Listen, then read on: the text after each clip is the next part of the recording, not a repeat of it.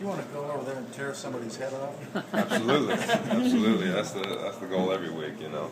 But yeah, I mean, definitely. That's God. This is you know. I've thought about it, but just as soon as I knew I was coming here, you know, being able to play against those guys, so it's going to be intense. Hey, Paul, do the Ravens respect the Browns?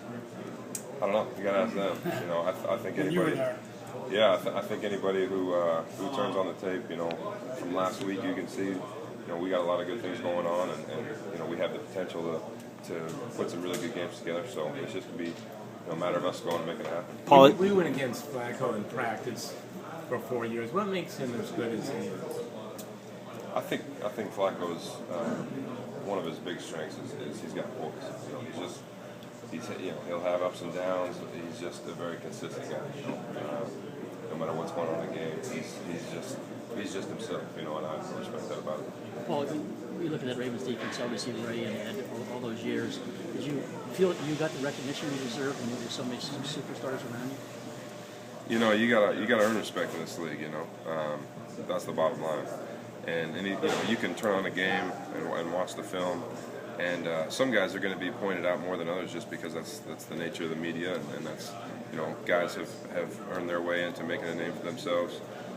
So you know, you go to a team with a bunch of superstars. It takes a lot of hard work and plays to stand out. So you know, I'm not a guy who, you know, craves attention or respect and from people that I don't need it from. You know, so yeah, I feel like, you know, I got respect and I got the attention from the coaches and from the, you know, opponents respected the way I played, and so that's really what I was all about. They gave up almost between the first 3 years of your career there and last year when you put up those games in Memphis.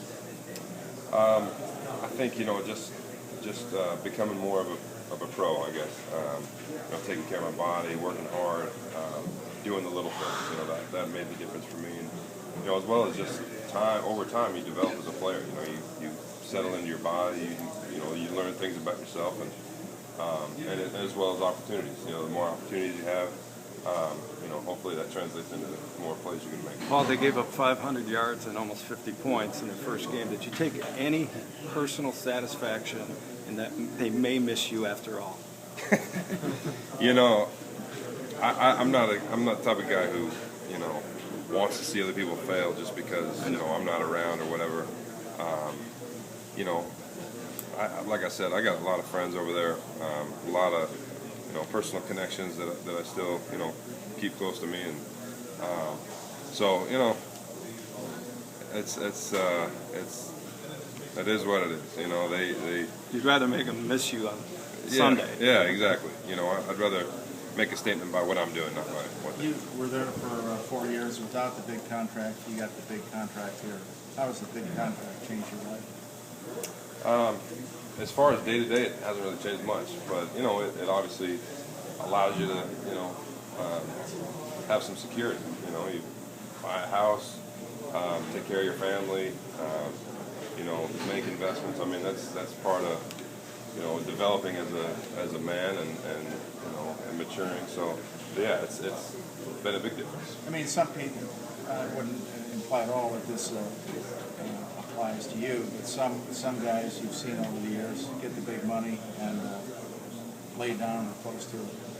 Yeah, that's just, you know, I was raised better than that, and I, you know, hopefully have learned things from growing up that that's not a smart way to be, and so, you know, I've made foolish decisions, and I think a lot of guys do. It's just a part of growing up and maturing, and you know, a lot of attention is, you know, around sports, and so you hear about the horror stories, you know, but you know, there's responsible guys on every team, a lot of guys that take care of business. You know, there's mistakes are made, and that's just, you know, that's going to be anywhere, but right here it's pointed out a little more. Yesterday, Harbaugh talked about the respect the Ravens did have for the Browns. The games have been close and all. I get the impression that they really emphasize division games a lot with their team. Yeah. You were there. Do they? Yeah, I mean, that's, you know, that plays a huge role in the success of a season, is how you do in the conference. So, that was definitely a focus when I was there. Well, how much encouragement do you take away from Sunday in the production that not only you got, but your teammates in that front seven, since that was such a focus this offseason to bring you in and Mingo and Daz? How much encouragement do you have off of what you guys were able to do in the first week? Yeah, I mean, you know, it's been a long time coming, so we know who we are and what we can do. You know, I think a lot of teams are pretty familiar with what they have potential to do and who they can be. So we weren't surprised by any of that. You know, we were actually, I would say, if you were able to be in our meeting rooms, there was more frustration with the plays that we, you know, missed or had mistakes on. So we know we can be a dominant defense. We just gotta, you know, we just got to put it together. Is it true that you felt disrespected by your limited amount of snaps in the Super Bowl? And if that was all accurately portrayed, do you carry that as a chip on your shoulder into this game? I mean, I don't know if disrespect is the right word. I would say more frustrated, just personally, you know, not having to do with anybody else. So yeah, I mean, I'm a competitive guy, and I want to be in there every play, you know, and to have, you know, limited reps in the biggest game of your life is tough, you know. I mean, I think anybody who didn't say that would be lying to you.